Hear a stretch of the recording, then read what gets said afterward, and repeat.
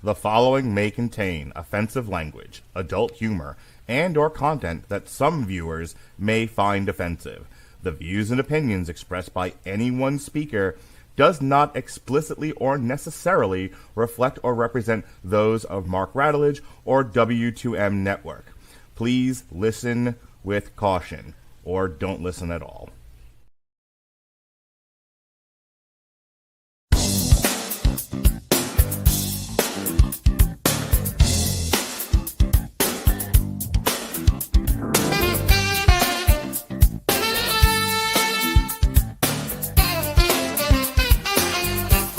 Welcome to On Trial, where we debate the merits of your favorite movies.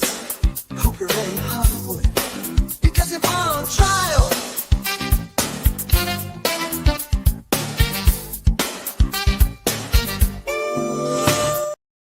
Ooh, indeed. Yes, sirree, Bob. Court is now in session. The Honorable Judge Fudge presiding. This is On Trial, the podcast where we place your favorite movies, debate the merits of your favorite movies. That's what we do here. I am trying to find the football game. To my right, he is Sean, and you're not. How do you do, Sean? I am extremely high, and frankly, I don't think there is any more appropriate way to enjoy The Running Man than absolutely more lifted than giraffe's pussy, higher than pterodactyl titties, absolutely zooted to the gills. Marvelous. And down there, she is Kat, also not Richard Dawson. Marvelous, simply marvelous, darling. Hello, Mark. Hello, Sean. How you doing, Kat? I'm all right. I ran home from work to get myself in the shower, to get ready to sit here with you guys and talk about a 38-year-old movie. Yeah, not one of Schwarzenegger's better performing movies. I just noticed that. Like, I had never. We're talking The Running Man tonight. Really, real quick, do this. The Running Man is a 1987 American dystopian action film directed by Paul Michael Glaser. Well, if you don't know who Paul Michael Glaser is, well, you should. He, at the time of this movie, he had done. Where's his directing credits? He had done movies. There we go. He had prior to this, he had directed a Band of the Hand. After this, he will direct The Cutting Edge, The Air Up There, and Kazam. You know, that cinematic masterpiece. He's been an actor in a lot more stuff. You've seen him on television more than likely. He's been in a whole bunch of movies, TV, etc., etc. So was Starsky or was he Hutch? He was one of them for sure. Okay. Go back. There we go. It stars Arnold Schwarzenegger, who we did a triple feature on last week. The other Radon Chong, María Conchita Alonso, Richard Dawson, yes sir, Yaphet Kotto of Alien fame, and your favorite commentator and mine, will you stop it, Jesse Ventura. The film is set in the dystopian United States between 2017 and 2019, which made my kid laugh out loud when he saw it. Seeing as we are in the year of our Lord 2025, featuring a television show where convicted criminal runners must escape death at the hands of professional killers. It is based on the 1982 novel written by Stephen King, published under his pseudonym Richard Bachman, which I was informed of by dear Alexis on Wednesday. So, of course, really, of course. Wow. Yeah. Look, to me, I'll start the podcast this way. When I saw The Running Man, I was 11 years old. I probably saw it in the movies. If I didn't, I definitely watched it when it finally came to cable. I was a kid. I was a professional wrestling fan. Everything I said last week about Arnold Schwarzenegger applies this week. He was my guy. He looked like a professional wrestler. He's in a movie. Looked like he's fighting other professional wrestlers to the death. This was my movie. One of them, yeah. Mm-hmm. You know, so for me, you know, a lot of the stuff I'm going to talk about tonight, I was not necessarily aware of as as an 11-year-old student of film. So to me back then, I love The Running Man. I love Schwarzenegger. I thought this was cinema. I have thoughts about what this movie is today. Kat, when did you first see The Running Man, and what's your relationship to this movie? Oh God, I probably saw The Running Man. How old am I? Oh, probably right after it came out, but I was little, but I had teenage siblings, but but I remember seeing it for the first time when I was maybe 6 or 7. And it is, like as a 6 or 7-year-old, it kept my attention span. This movie is clearly meant for adults, but with a wink to kids. Yeah, like, it reminded me to have of some kids that you're gonna show. Remember what I was saying about, like, if you're gonna show a kid a Rocky movie, show them Rocky 4. This is like the Rocky 4 of movies to show kids. Like, a young kid gets what's happening here. This has bright colors, loud people, not a lot of nuance. Like, this is everybody's dressed like sperm. This is the perfect inappropriate movie to show a child. You look like you're processing that thought. While you process, I'll go over to you, Sean. I mean, I didn't really have any relationship to this. None. I don't. It's not like I have really warm, fuzzy memories of it as a kid, because this wasn't one of the ones that I happened to catch or that really sounded all that interesting to me, because I had not taken my dive into sci-fi yet. Nor had I. Is this the first watch for you? This was my very first watch. Oh, wow. Yeah. Great. Yeah. First time ever. It should be patently illegal, a felony, to watch this movie sober. Because why? It should be criminal to be that cruel to yourself. I'm gonna do a brief plot synopsis, because that's one way to talk about this movie and all the things that are wrong with it.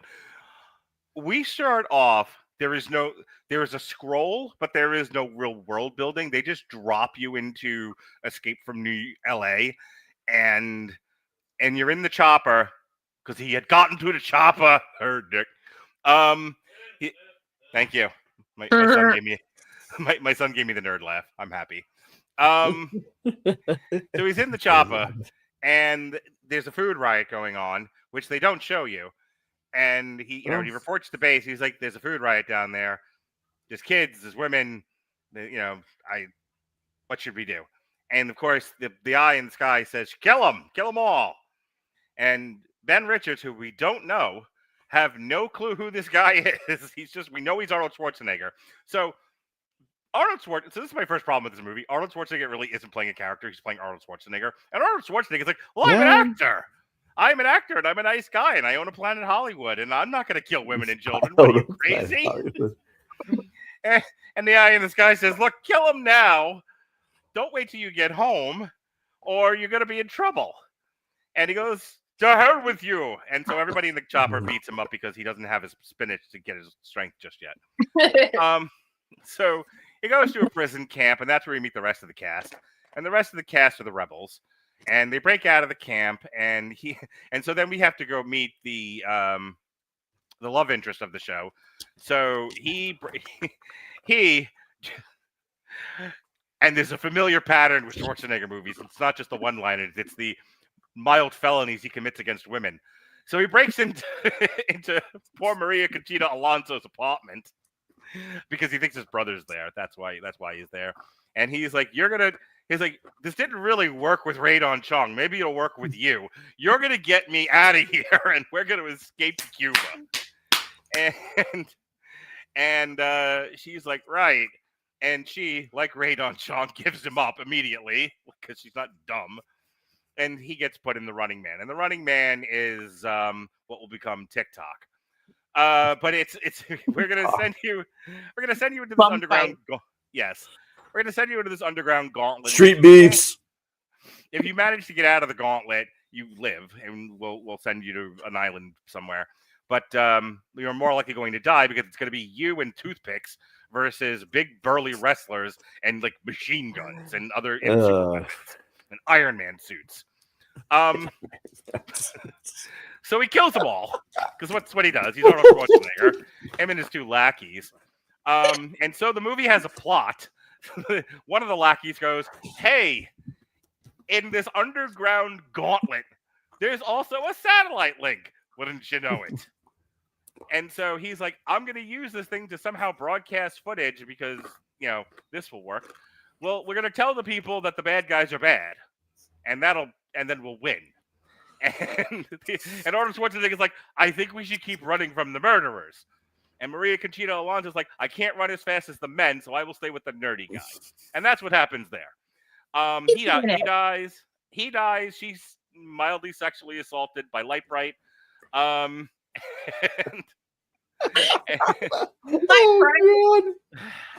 Schwarzenegger just keeps going.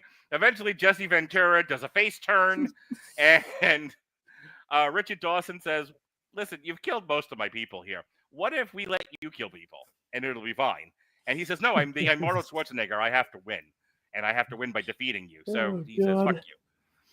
Eventually, they find the rebel base hidden beneath the gauntlet somehow, and the rebels go, "Here's stuff and guns, and let's get your exploding collar off you." And then they go forward and they win. That's what happens. And Arnold Schwarzenegger confronts poor Richard Dawson and puts him in the bobsled and says, "To die, you go." And he goes and he dies conveniently. Right into a brick wall. And then Arnold Schwarzenegger, having built up this long, intimate relationship with this woman over time, kisses her in the end, showing you what romance actually is. 2 hours of murder, any woman will fall in love with you. Isn't that right, Sean? If you murder people for at least a 2-hour concentrated period, a hot woman will find you attractive, is the moral. I mean, hi. Hello? Yes, Kat. Yes. That's what Reddit told me. Okay, so... You can just ask one. I'm right here. So that's Let my it entire... no lie to me. So that's my entire prosecution of this movie, was my plot synopsis. Kat, what did you think of The Running Man? Okay. Just as an aside, or whatever, because this is not going to be my point, but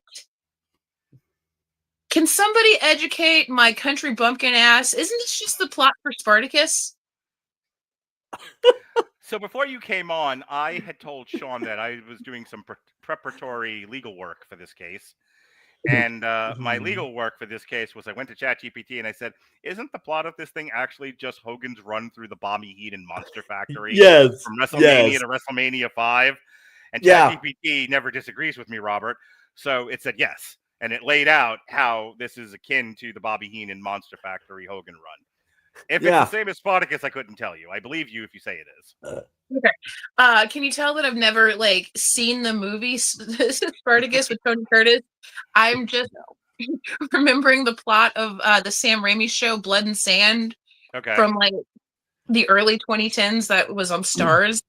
But I mean, it does remind me a bit of Gladiator. Yeah. Yeah. Okay. So it's allegory of a cave. It's variation on a theme. So yeah. When I first saw this movie, like I said, I was 6 or 7, right? Mm-hmm. And that would have been the late 80s, early 90s. And what was going on right then? American Gladiator and USA. That actually got brought up. ChatGPT said that ChatGPT actually brought up how American Gladiator is a big influence on this movie. Oh, I got a lot of Golden Age WWF American Gladiators. Yeah. With Laser and Blazer and Taser and other people. I don't know. Oh God. We're talking classic Gladiators with I think it was Dan Deerdorf and Mike Adamle. Hey, you know what's also popular at this time for kids? He-Man. Which I don't know if you know, but He-Man and the Masters of the Universe is when it's big, muscly men fighting each other with sticks with cool names and gimmicks and shit. The other one? What? G.I. Joe. Oh, yes. everything was Hell yes. everything was hyper masculine. So obviously this was Everything very coded. movie was a Yeah. foregone conclusion. I really like this movie because it's bright colors. It's a less cheesy, more violent version of American Gladiators. I'm an unapologetic Schwarzenegger fan. I will watch almost anything except for like End of Days because that movie blows. But other than that, like I'm game for anything. So here's my question because I failed to do my research on this. So this came out in '87, correct? Tell me, what else came out in '87? Why don't you tell us, Kat? Predator. Yes, that's correct. So I wonder if Arnold I wonder if Arnold possibly roped Jesse the Body Ventura into this. He goes, hey, if I'll guarantee it. you do this with me, you can do Predator with me too, which will inevitably be probably a higher profile movie, but I don't have anything. Yeah, I can look it up really quick, but I'm sure whichever one was in production first was doing principal photography. I'm sure I'm sure they liked each other. I mean, like, first of all, at that time, who doesn't like Arnold Schwarzenegger? And if you're Jesse the Body Ventura and you're trying to figure out life after wrestling, because this commentary gig's not going to last forever. By that point, he was long out of wrestling because of his heart condition. He's probably like trying to make friends in Hollywood, and get more gigs. So, who better than befriend Schwarzenegger? Oh, Jesse was absolutely one of the pioneers of the boom we're kind of seeing now of that being the professional wrestlers kind of typical out from the abuses of the business. Right. Another thing that I think that I definitely brought up last week when it comes to Arnold's characters, another anglicized name, Richard. We got John. We got John Matrix, Dutch, Harry Tasker, and Ben Richards. Can't we stick short or something? Can't we like cut his name in half?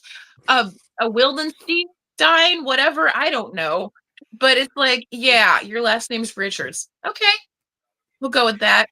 They're just sort of naming him in any of his movies American Americana. Yeah, exactly. Yeah. I'm surprised he was never Mike Smith. But so that always kind of throws me off in the best way. I love Yaphet Kotto. That is one of my guys from the Nightmare franchise. So, like, I'm always a fan of him. I love when he shows up and stuff. I love María Conchita Alonso. I'm sorry. I pronounce things in Spanish like Peggy Hill, like María Conchita Fajita. Yeah. Oh God. No. Maria. Oh, I'm so sweetie. I'm so sorry, but no, like what kid or teenage boy or violently high adult is not gonna love like big, beefy, roidered out monsters wielding like machine guns and Gatling guns and flamethrowers, like in Mad Max armor. Come on. Yep. Let me jump in here. I love this movie, and upon second viewing, I still enjoy it. There are some problems. I will lay them out. I said at the beginning, they just drop you into this world. And my son, who is 11 and a boy genius, and I don't know if you've ever heard me say that before, he even picked up on this. He was like, I would like to see the world that we're in. that, you know, I would like to see what the stakes are in this world, like why we're doing what we're doing. And oh, by the way, if he's the good guy who suddenly, despite the fact that he's clearly a cop or some sort of military person and he's flying a chopper and he's had to use that chopper to kill people before, why is he suddenly having a crisis of conscience? Shouldn't we have gotten to know him? And I looked at him and I said, I eventually have to show you Total Recall. Yeah. But he's not wrong. You have no idea who this guy is. That's why I made the joke of he's not really playing a character; he's playing Arnold Schwarzenegger. Because you have no reason to believe or know why he's doing any of what he's doing, except that. And I had to explain this to my son. It won't happen for another few years, but when it happens, everything that's like this will get tagged with this line. We got to get the kids to the mall. I am referring to Mallrats by Kevin Smith. Because Kevin Smith had written this entire backstory, world building thing. This Act 1 was enormous. And when he sat down to edit the script, he was like, this is too long. I just got to get the kids to the mall. And so he took his how many pages of Act 1 and reduced it to 10 minutes because because you had to get the kids in the mall to finish the remainder of Act 1. I understand that.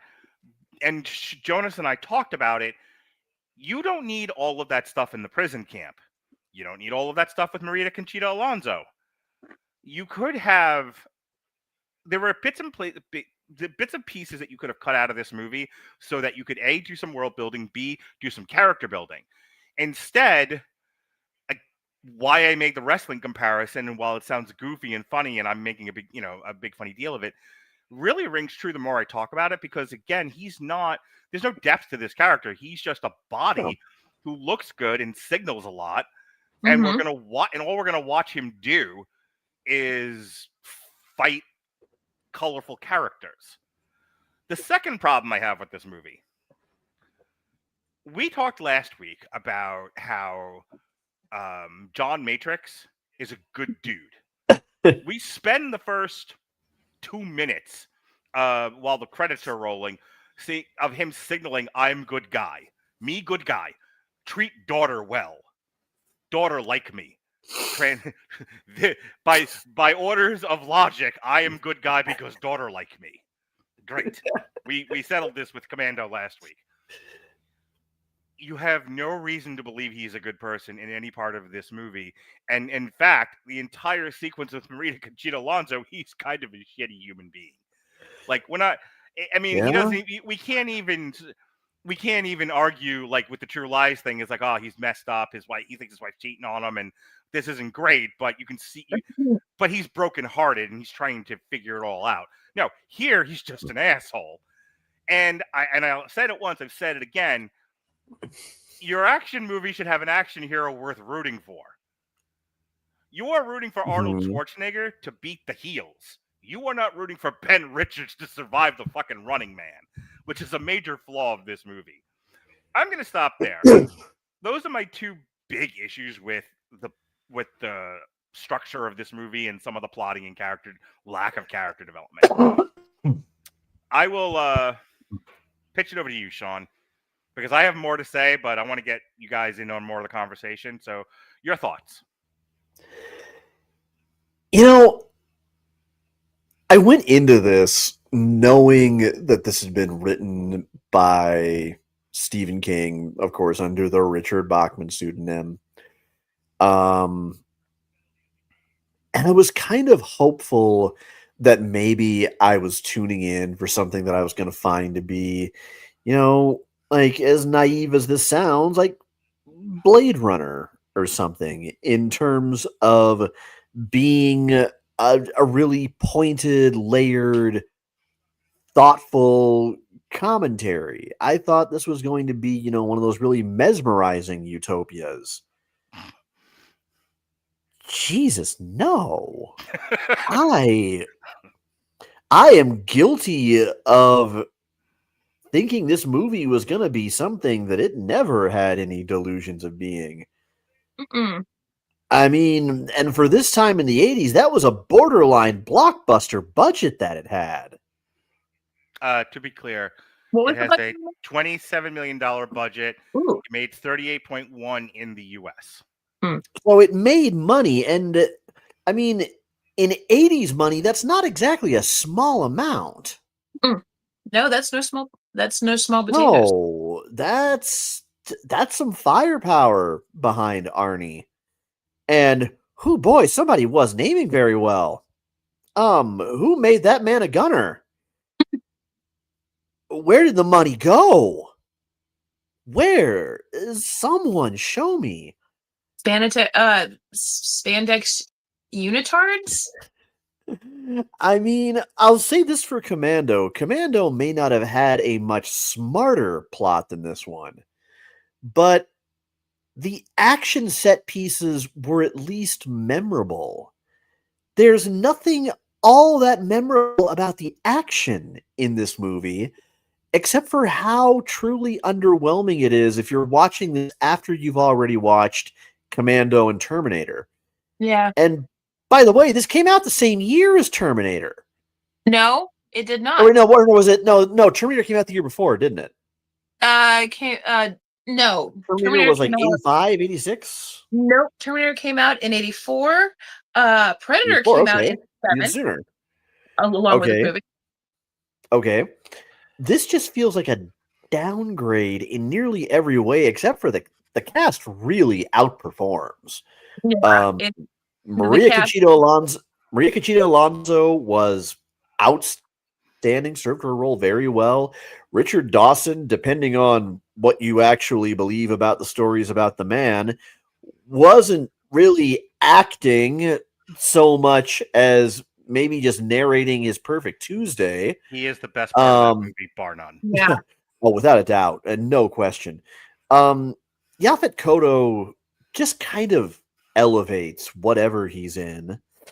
Mick Fleetwood was on set one day apparently, and found his way in front of a camera. I forgot about that. That's all I really can say for certain.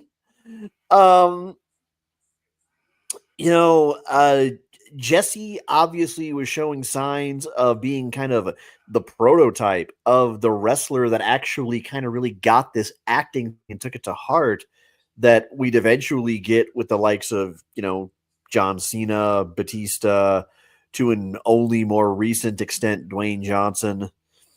I have to wonder if he got on set and they were like, oh, we have this big burly wrestler. We can make him do big burly wrestler shit. Really give the fans a final confrontation between a stalker and our hero that the fans want. And Jesse looked at him and it's like, I don't know if you know this or not, but this thing is going to go any minute now and I can't do shit. They were like, damn it. Great boy. Well, what can you do? I don't know. Have you watched Saturday Night's Main Event? I can argue with another old wrestler. That's what I can do. Which is actually deeply unfortunate because, man, if Jesse had been able to go the shape he was still in at the time, if he had really been able to do anything and be able to have a true, proper, full-fledged action sequence with Schwarzenegger. Wait a minute, though. He has him in Predator, though, doesn't he? He doesn't just, sit around with his thumb up his ass. Okay, Jesse's big thing in Predator was shooting a gun and having the best minigun of the entire movie. Yeah. Okay. Yeah. He's one of the first to die. He shoots the minigun, and shortly thereafter, he's toast. Let me put it another way. We're not talking about Adam Copeland in Vikings. Jesse is more like, at this point, aside from the fact that he had more personality, the Undertaker in Suburban Commando in terms of how physical it's a good idea to let him get.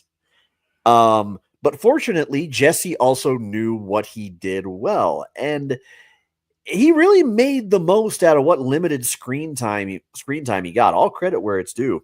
Mm-hmm. Anyway, the personalities of the stalkers was interesting. It's a shame they all looked dumb as fuck. Because let's see here. We've got rugged Ronnie Garvin with a chainsaw. We've got a fat homicidal light bright in tidy whities with a battery up his fucking ass. Two Cold Scorpio's weird uncle found a unitard and Elon Musk's flamethrower. Hang on, don't you besmirch the good goddamn name of Jim Brown. I'm sorry, I have to call it like I see it. By far the best part was... I will accept Black... take two. Mr. Fantastic. Take two. Got it. I will accept Black Reed Richards as the only comment negative about American hero and actor extraordinaire Jim fucking Brown. Like I said, it was he looked like Two Cold Scorpio's mediocre uncle decided to take one of his kids' gear sets and decided to do a bad Firefly cosplay from Arkham Origins. It was hilariously bad. The best part, by far the best part, was Professor fucking Toru Tanaka in the name of Mr. Fuji himself as Sub-Zero, the murder goalie. Fuck yes. Entire movie was worth it for that fucking sequence. I got you a Schwarzenegger movie, Doctor. I got you a Schwarzenegger movie. You're going to play one of the villains. Will I be doing any kind of martial arts? Oh, you'll be doing a sport, all right. How do you feel about hockey? What is hockey? Let me tell you about hockey. Can you imagine the next time this son of a bitch probably ran into Harry Fujiwara? How Fuj must have absolutely busted his balls to gravel over this fucking movie. Wait a second. You wonder if Ed Boon and what is it? Dan Tobias were watching John Tobias, yeah. Tobias, I'm sorry. We're watching this movie and like, you know what would be a really cool character to put in our new fighting game? A guy named Sub-Zero, but no murder goalie, but his name is Sub-Zero. You've also got to keep in mind, Arnold is watching all this stupid shtick, and 12 years later, when he's cast as Sub-Zero, at one point, it's not impossible that he just pulled Joel Schumacher. I've had some ideas rolling around in my head for a few years. I just been looking for a place to use them. Now hear me out. Wait, did you just call him Sub-Zero? He's Mr. Freeze, you plebe. That's true, Mr. Freeze. Right? You're right. I got them mixed up. But come on. I want to read this. After just 2 weeks, Davis was fired because the production was 1 week behind schedule, and Glaser was hired. Andrew Davis we're talking about here. And Schwarzenegger has stated this was a terrible decision, as Glaser shot the movie like it was a television show, losing all the deeper themes. LA Weekly stated the film's tone changed from a dark allegory to a humorous action film with the change of the film's star. With Reeve, the running man was Christopher Reeve, presumably. The running man was about an unemployed man who goes on a violent game show for a 30-day period to feed his family, which is what the remake is going to be, I'm sure. That's what the story is. Okay. Yeah, the one that comes out this weekend, which is why we're doing this. With Glaser and Schwarzenegger, the protagonist became a condemned but innocent criminal forced into a 3-hour gladiator-style game show by the justice system. Screenwriter Stephen E. D'Souza wrote 15 drafts of the script over the course of the film's development.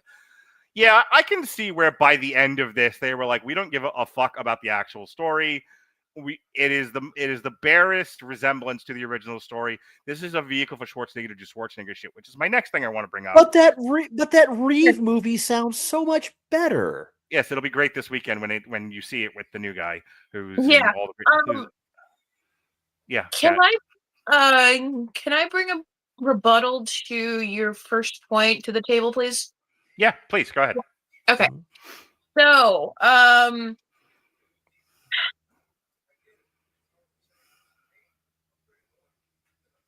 going off whether or not Mr. Richards or Captain Richards or Richards is a good or a bad guy, it doesn't really matter, because in totalitarian authoritarian regimes, they draft you. They can just draft you. Mm-hmm. They can make you fight against your will. There are concrete examples throughout all of human history. Mm-hmm. Yeah. And whether, and I mean, shit, there's there's child soldiers. Mm-hmm. Some of Hitler's last troops were kids and old men. Sure. So the next time that Jonas brings up that question, just say he,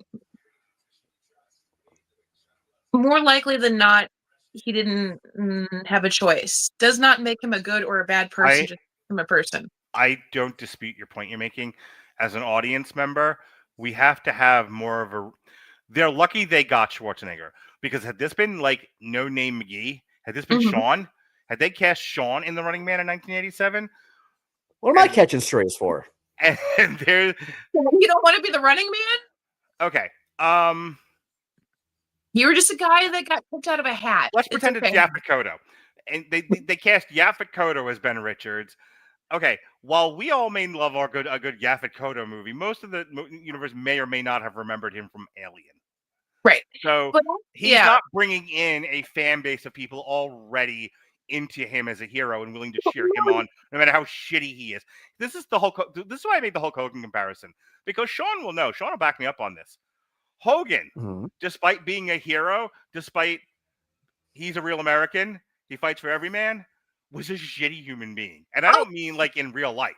I mean I will back up on this too. The whole reason Andre the Giant wants to wrestle him at WrestleMania 3 is because when Piper, God damn it, Kat, when Roddy Piper gave Andre the Giant his own trophy, Hulk Hogan couldn't just stay backstage. He had to steal the thunder from Andre the Giant, and Andre got pissed and walked away.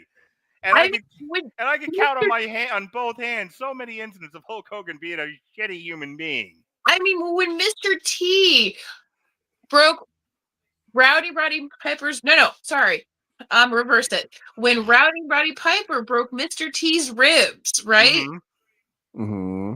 And what's that, like WrestleMania 1 or something? Yes. Or 2? Okay. No, okay, cool. And Mr. T is back in his hotel room. Hulk Hogan just happens to be there, like railing fat lions, right? And then Roddy Piper knocks on the door to like apologize to Mr. T. All of a sudden, coked out Hulk just, goes after Roddy Piper. He's never been a good person. So that is more my point with the Ben Richards character is they're lucky they got a guy with a built-in audience that was willing to cheer him short of him killing a baby in real life. But also that's all the movie rests. It rests on that and Richard Dawson's performance. Great. The third leg is the actual violence, which is over the top and goofy. Listen, we're gonna spend an hour talking about this movie, and that'll be 1 hour longer than anyone has ever thought about this movie. Well, and let's face it. It goes without saying that, well, it should, but I'm going to go ahead and just kind of pick the low-hanging fruit. That, I said initially that I went into this with high hopes for it being some kind of ahead of its time, pioneering vision of the future, when in reality, I think part of the problem is the fact that the same theme, the same setup has, number one, been done so many times, so much better ever since then. Mm-hmm. And second, the problem that this was a big imaginative deal in the 1980s, pre-internet, when everyone hadn't exhausted every single George Orwell and Lawbred Circuses reference.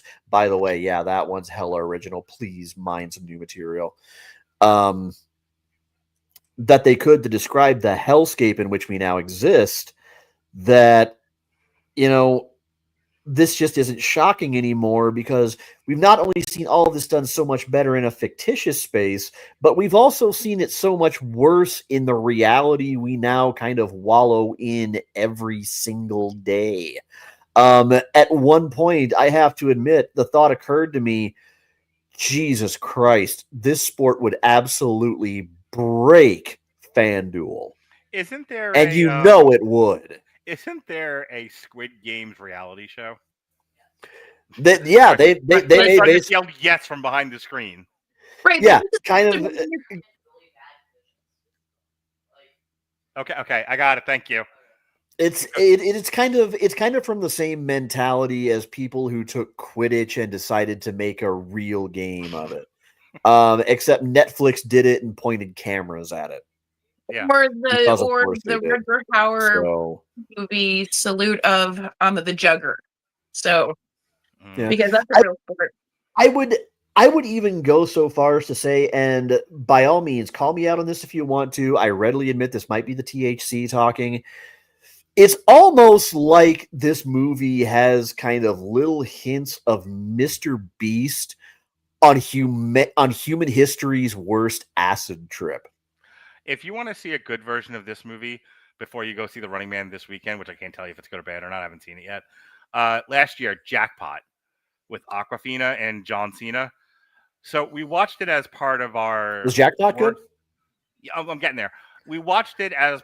Robert and I watched it as part of our catch-up. Like, we had not watched a lot of the streaming movies, so I forced him one poor damn you Hollywood day to watch 10 streaming movies so that we could get caught up and see if any of these would make our worst list. And it was the worst movies of the year podcast that we did, I think, last September. And Jackpot was one of them because it had gotten a low Rotten Tomato score. That's why I watched it. My kids and I loved it. Mm-hmm. It's this premise. Only Awkwafina is fucking Arnold Schwarzenegger, and John Cena is protecting her. Fucking, I thought no. Yeah. Good for him. Yeah, no, John Cena and Awkwafina were great. And yeah, if you're looking for a movie to watch, it's on Amazon Prime. It was a straight to Amazon movie. Jackpot was great. It was better than it had any right to be. It did not belong on the worst of the year list. Go ahead. All right, so you guys brought up a really good point about how do you want to just give the kid a live mic? No, that's Erica and Jonas talking separately. Keep going, Kat. Okay. Oh, okay. So, what was I gonna say? Oh yeah. So in the aspect of seeing a gladiator type thing on,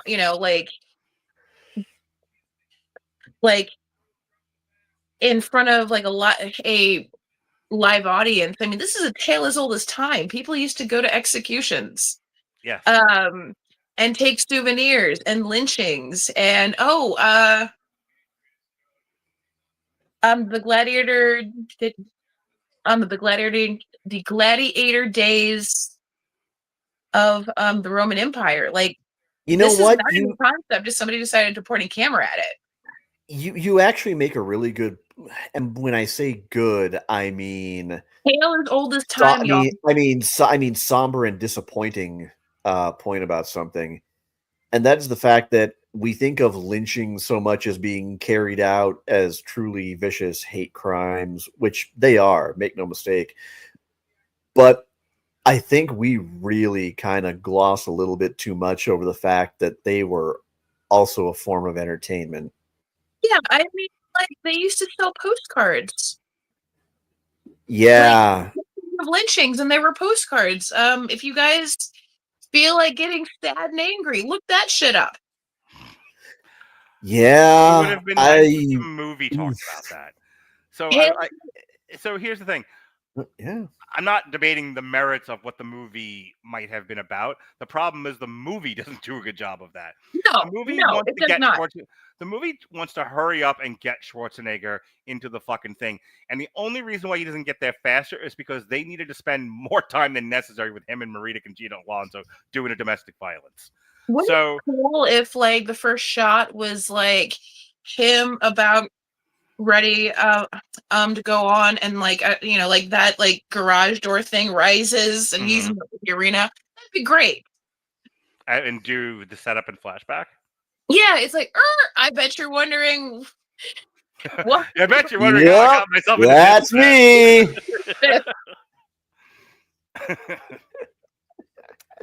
I think if I for 2 they hours prob- or 90 they minutes. they probably had a version of the script where there's more world building. He probably has a wife, and kids and shit, and he's like going off to work, and we see all of It's that. basically Max Payne. Yeah, Or but here's what Mad I'll tell you. I guarantee you there was an executive producer watching a cut of this going, cut all this shit out. Just start with him in the helicopter. Because that is an abrupt beginning. Like, that, there's movies that just put you right, like Revenge of the Sith. After the opening Star Wars scroll, you are right in the battle over Coruscant. Yeah. And there's plenty of movies that do that and do it effectively. That's one of them. It's one of the good things I do have to say about Revenge of the Sith or any of the prequel trilogies. But this one, it feels like a reel of footage was missing. It is way too abrupt. Just to round out the rest of the discussion, and then we can start to get out of here. I don't hate this movie. It's not. There are parts of it that are not made well, but again, this is made at a time where Schwarzenegger is cranking out movies. Like, if you look at his filmography from like 80 to 90, he's doing a couple of movies a year. Oh yeah, especially after Conan and Terminator. So like when he starts to become Arnold, like he is like an American institution. He's doing 2-3 movies a year. Most of his movies are doing well. He's almost know what his fee was back then. He is a bona fide star, and most of his movies are hits every single time. At that point. And not too long after this, he's going to transition into comedies and do a better job of it than Stallone does. Like Junior sucks, but Twins is a hit. Great. Twins is a hit. Kindergarten Cop's a hit. Kindergarten Cop's classic. Yeah, and he's gonna like a lot of what we did last week. Those movies are in between Twins, Junior, and Kindergarten Cop. So like he's gonna successfully make movies that make money, make movies that entertain people, and then become governor. Like he's kind of a great like American Cinderella story. But getting back to this movie, the reason why I'm saying all that is this movie doesn't have to be made well. It just had to be enjoyed. Go ahead, Sean. Yeah. I'm sorry. I was gonna say, you know who his rise kind of reminds me of? I just realized a little bit of Will Smith. With one very big difference. Well, but with a very big difference, though. And I realized this when I listened to Will's memoir a couple of years ago. Because God knows at the beginning of every chapter, he's not going to let you forget this. You talked about how Arnold was really kind of cranking the movies out and cranking them out. They were routinely entertaining to people. They routinely made money. I think about how Will Smith in his real prime at one point was enjoying the same trajectory. But the difference is I think he might have had a longer stretch where for a little bit, each movie started actually getting better as he went along. The other thing is Will was not afraid to do different things. He was very ambitious. He was super ambitious. Yeah. Unlike a lot of other actors, Will, because I think this about a lot of comedians, Jim Carrey, Will Ferrell, Adam Sandler, they'll do different things. They won't do them all well. Will Smith did drama well, horror well, action well, romance well. Will Smith excelled in every single, and I'm like not even the world's biggest Will Smith fan, but I know good when I see it. Yeah. Will Smith was good in every genre he participated in. When he's good, he's really fucking good. Schwarzenegger never does drama, and he never really does romance. He'll do action. No. He doesn't do horror either. He does comedy and he does action. And so again, huh? I said Terminator's kind of horror. Oh no, Terminator's horror, but it becomes an action franchise. And he never really. It's at least horror adjacent. Yeah, I mean, maybe the other argument to be made is End of Days, but fuck me if I've ever even remember a single detail of that movie. So, I'll give it to you guys for your last comments, but that's really it. There were parts of it that are not, if strictly from a film critique point of view, it has problems. Robert has been teasing me the last couple of weeks I've brought this up, that we were going to do this. He was like, you're going to watch it again, you're going to realize how bad a movie it is. I watch things with my film brain on, and I get one impression. I watch things with my dad enjoying things with his son brain on, daughter, and it's a different experience. And then when I do the podcast, I kind of have to switch brains a lot because I know people are listening, and if I don't couch things correctly, they're like, "Why didn't you? I don't understand. Why are you not an American? Why do you hate America? Why didn't you like this movie, Chris Bailey?" And I'm like, "Okay, I do like this movie. There are parts of it not made well. These are two different things, and I can live in both universes." Kat, Right. I will give you your last word, and then Sean, and then we're done. So I am in the same boat. Quality and my enjoyment of them are two different things. Yeah. Like, I know that there are certain movies that are not good. It does not curtail my enjoyment of it. The Running Man is a perfect example of this. It doesn't have to be a good movie. It just has to be a movie with his name on it and explosions and gunfire, and that's it. Like, this movie limped so that Predator could walk. Predator walked so that twins could run, because it went Running Man, Predator, twins. Boom, boom, boom, or sorry, boom, boom, boom. My girlfriend would be very mad at you right now for doing choppy hand. Well, I'm sorry. To be chop, chop, chop. Okay. Fine. I like choppy hand. Choppy hand makes my points for me, but I get admonished for doing choppy hand. Speaking of choppy hand, Sean, take us out of here. Yeah. I cannot hate this movie. Wonderful. I can't hate it because it just makes no sense to resent it for not trying to be something it knows it isn't. Yeah. It's simply not.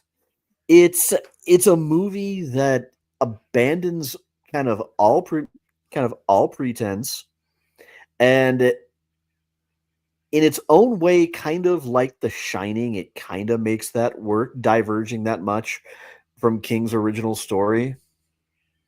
I think King's story fitted the movie with a very loose premise and an idea and a title, of course, that they then molded into something that, as they kind of read the tea leaves and read the landscape of what audiences were after at the time, they made a pretty damn good product of its time.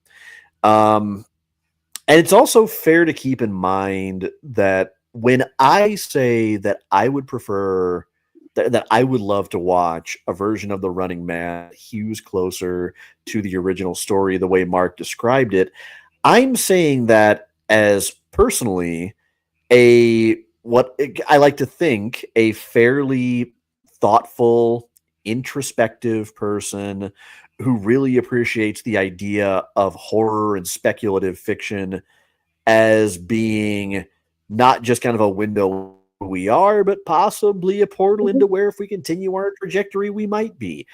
That's not going to be for everybody. My prediction is that you're going to find people, probably fairly literary ones like myself, who might appreciate the movie as being a more faithful adaptation of King's story. And they might find that they like it far more than they liked the original movie. You're going to have people who are going to resent this thing even exists because someone else made a version of it first, as opposed to, the fact that, yeah, of course Al Pacino was the first one to star in a movie called Scarface. Of course he was.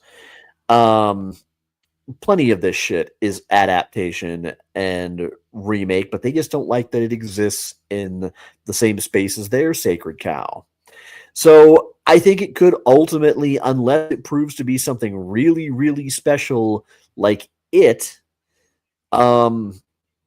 could possibly get lost in the shuffle, or what I think is more likely, it could turn out to be kind of a cult favorite that mainstream audiences reject because, lol, they remade it and they couldn't even get a proto Arnold for the role because probably, I don't know, something soy boys. I don't know. I look forward to ignoring your fucking comments.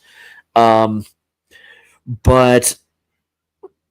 Personally, I can't hate anything that was just a good old-fashioned 80s dumb fun time at the office. And again, part of it is because I can go right down the line, and it's like everything they're depicting is like an early access janky alpha version that we're gonna have to just play until eventually it hits full release and we get, the battle pass and the overpriced cosmetics and everything and a fully glitchy launch. And I don't know, just there are worse ways to spend 2 hours of your time, but there's also better. Go watch fucking Blade Runner. Jackpot. All right. That is our review of On Trial. Court is now in recess. I love my little court terms on this podcast. Yes, we're about to adjourn. This past Sunday, myself and David Wright did Masters of the Air. That was our Veterans Day show. On Monday, speaking of Arnold stuff, myself and Robert Winfrey talked Predator Badlands. Myself, Jesse, and Alexis reviewed Only Murders in the Building Season 5 on Wednesday. Sunday, Jesse and I will be getting together for a triple feature. We're doing a Jonathan Lynn focus. We are looking at Clue, My Cousin Vinny, and Trial and Error. On Monday, we are back to This Land. This time we're looking at the Glenn, whatever his last name is, iteration of this new Running Man movie that's out now, directed by Ant-Man guy, Edgar Wright. So I'm looking forward to that. Edgar Wright's always, Edgar Wright typically doesn't let me down, so I'm sure it'll end up being pretty good. Yeah, he's usually pretty good money. Horror really well too. So yeah. Jesse and Alexis will be talking Stranger Things season 4 on Tuesday, and then we three will be back again for our third show in as many weeks. This time, not talking anything Arnold Schwarzenegger, I promise. Instead, we're going to be doing a show that I originally was going to torture Chris Bailey with, that I'm very excited to be doing now. We will be looking at Showgirls, Striptease, and Hustlers. I will give you one shiny nickel if you can guess the theme of that particular podcast. Hey! That's right. Dancing. That's exactly right, Kat. No. Not the booba? Like a chorus line, Save the Last Dance, and Center Stage. Please. Yeah. It's titties. Just admit it. It's okay. It's okay to love boobies, Mark. Yeah. This is a safe space. Oh, sorry, I got distracted there. Was there an accusation? Boobies want your love. Objection. I never said I didn't love boobies. I'm merely trying to make this a classy podcast. Have I told you about speaking of classy podcasts, have I told you about my new favorite song by fake AI band Dragon Shaft?